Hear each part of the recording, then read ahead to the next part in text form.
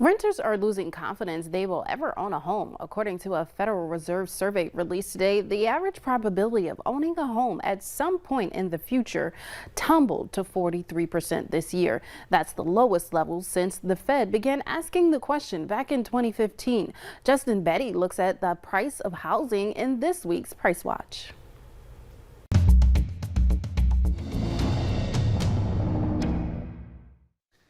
Over the last few years, the rising price of housing has made it harder for many people to buy their first homes. But that's been offset in some part by historically low interest rates.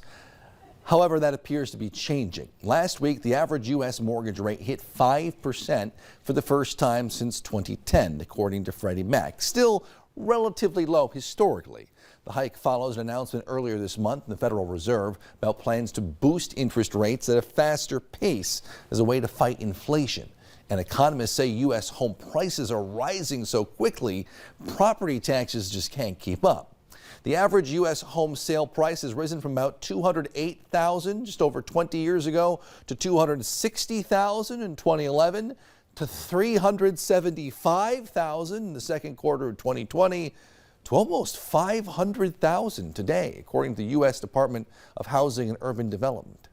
Meanwhile, the future of craft beer breweries in the U.S. is getting a little hazy. The industry boomed over the last decade, the number of craft breweries nationwide growing by about 600% over the last 15 years, according to the Brewers Association.